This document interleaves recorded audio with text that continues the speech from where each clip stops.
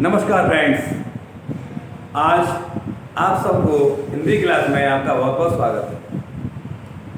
आज मैं आपको हिंदी क्लास में अलंकार पढ़ाने जा रहा हूँ।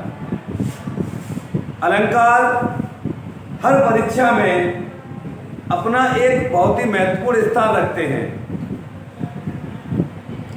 सभी विद्यार्थी या जो भी मेरे इस वीडियो को देख रहे हैं, आज मैं आपको अलंकार बताने जा रहा हूं और अलंकार में कुछ ऐसी शॉर्ट ट्रिक भी दूंगा कि जिनको परिभाषा याद भी ना हो वो भी बच्चे अलंकार पहचान सकते हैं। अलंकार का अर्थ बताऊंगा, अलंकार किसे कहते हैं, काव्य में इसका क्या स्थान है, तो इन सब बातों को आपको ध्यान रखना होगा। देखिए, आज आपकी क्लास है अलंकार की और शॉर्ट ट्रिक के माध्यम से बहुत सारे ढेर सारे उदाहरणों के माध्यम से आज मैं आपको अलंकार के बारे में बताऊंगा। देखिए, वैसे तो अलंकार काव्य की शोभा बढ़ाने वाले तत्व को हम अलंकार कहते हैं। काव्य की शोभा बढ़ाने वाले तत्व को हम अलंकार कहते हैं। जिस प्रकार एक स्त्री आभूषणों को पहन करके बहुत अधिक सुंदर दिखाई देने लगती है, और यदि वो आभूषण ना पहने तो वो सुंदर दिखाई नहीं देती। ठीक उसी प्रकार जब हम कोई कविता पढ़ रहे हैं, उस कविता में यदि अलंकार का प्रयोग नहीं होगा तो वो कविता में अच्छी नहीं लगेगी। इसलिए सबसे पहले हमें अलंकार का प्रयोग करना होगा।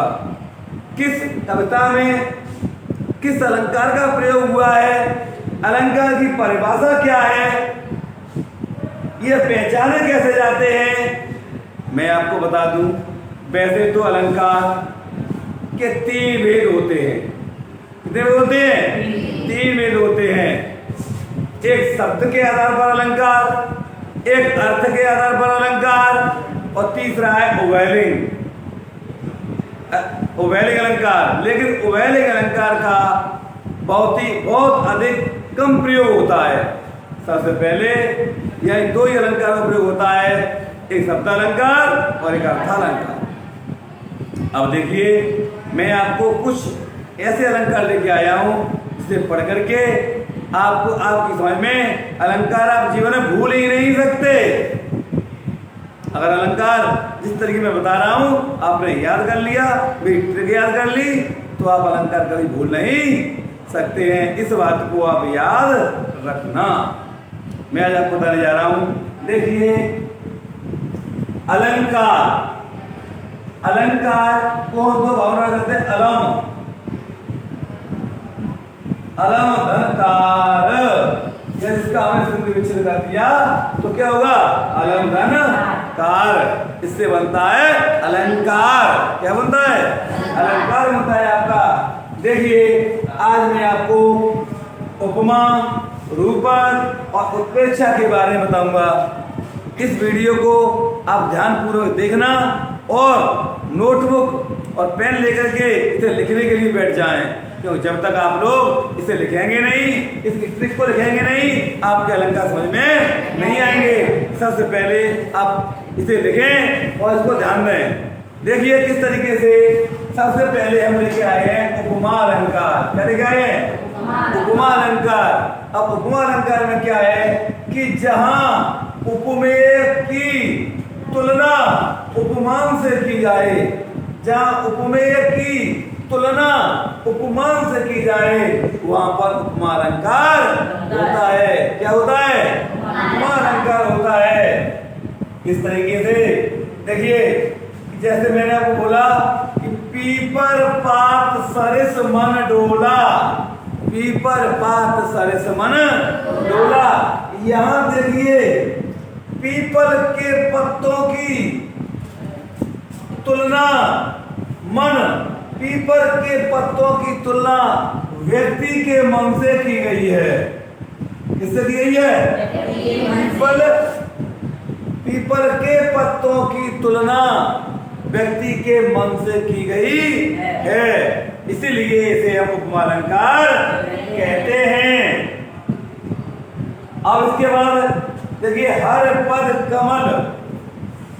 देखिए पहले मैं आपको बता दूं कि मुझे पहचानेंगे कैसे अलंकार उपमाएं हैं, तो एक छोटी ट्रिक है मैंने आपको बताई है कि इस उपमा अलंकार में यदि आपको ये शब्द दिखाई दे जाए तो आप समझ लेना कि उपमा अलंकार है।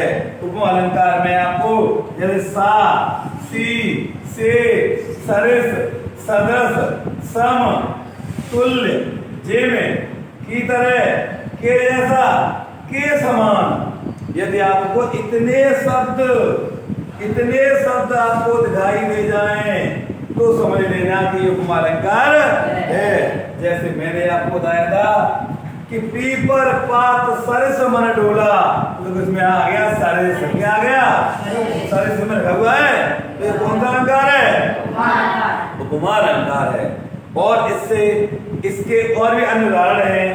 जैसे मैं आपको बता दूं, इन उदाहरणों को देख करके आप सही तरीके से आप इन्हें बना सकते हैं।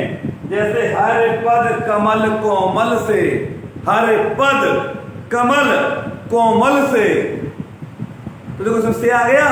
मैं आपको ट्रिक क्या बताई थी कि जहां साथी से आ जाए, हर पद कमल कोमल से, तो इसमें क्या आ गया? से आ गया। कौन सा अलंकार है? बोलो बोलो, आप लोग बोले नहीं। इसके बाद देखिए मैं आपके लिए लेके आया हूं रूपक अलंकार। ये अलंकार आपको बहुत सिंपल तरीके से पहचान सकते हैं। इससे बताया गया है कि उपमेय में उपमान का अभेद आरोप किया जाए वहां रूपक अलंकार होता है। उपमेय में उपमान का अभेद आरोप किया जाए वह कौन सा अलंकार है? रूपक अलंकार है। और देखिए सबसे पहले इसकी सबसे बढ़िया एक ट्रिक बताता हूं कि जहां उपमेय और उपमान में ये योजक चिन्ह लगा होगा, ये वाला चिन्ह इसकी पहचान होती है कि जिसमें ये योजक चिन्ह लगा हो वहां पर यह रूपक अलंकार होता है। जैसे मैं बता दूं, चरण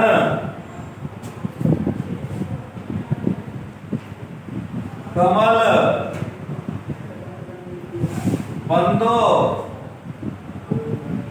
हर राई, चरण कमल बंदो हर राई, चरण कमल बंदो हरे राई। क्या हो गया? अब देखिए चरण कमल बंदो हर राई। अब देखिए चरण और कमल के बीच में क्या लगा हुआ है? चिन्ह लगा हुआ है। सुनो बस केवल आप लोग, ये चिन्ह लगा हुआ है कि चरण और कमल के बीच में ये चिन्ह लगा हुआ है। इसे बोलते हैं हम योजक चिन्ह। इसे हम बोलते हैं योजक चिन्ह बोलते हैं। इसलिए इसको हम क्या बोलते हैं? योजक चिन्ह बोलते हैं। जिससे हमारी ये पहचान हो जाती है कि ये कौन सा अलंकार है। ये आपका अलंकार हो गया, रूपक अलंकार हो गया। और दूसरे पहले देखिए, अब इसमें क्या है? अब देखिए उपमेय क्या हो गया आपका? चरण। उपमान क्या हो गया आपका? कमल। यानी कमल क्या होता है? प्रकृति संबंध रखता है। किस रखता है? और ये चरण किससे रखते हैं? किस व्यक्ति संबंध रखते हैं। इन दोनों को ये देखिए इनके बीच में अभेद रूप आरोप पाया जाता है। वह कौन सा अलंकार होता है? रूपक अलंकार होता है। देखिए तो इस उदाहरण से आपको यहाँ पर ये चिन्ह दिखाई दे जाएगी, ये वाला, आप समझ लेना कि ये रूपक अलंकार है। इसके बाद में आपका आता है उत्प्रेक्षा अलंकार। उत्प्रेक्षा अलंकार में देखिए उपमेय में उपमान की संभावना की जाए। जहां उपमेय में उपमान की संभावना व्यक्त की जाए वहां पर उत्प्रेक्षा अलंकार होता है। कैसे? इस पर क्या एग्जाम्पल दिया है कि सोहत ओढ़े पीत पट श्याम सलोने गात मनोनी नीलमल सैल पर आता पर्यो प्रभात। तो देखिए ये पंक्ति आपकी बिहारी जी ने लिखी है और इसमें उत्प्रेक्ष अलंकार है।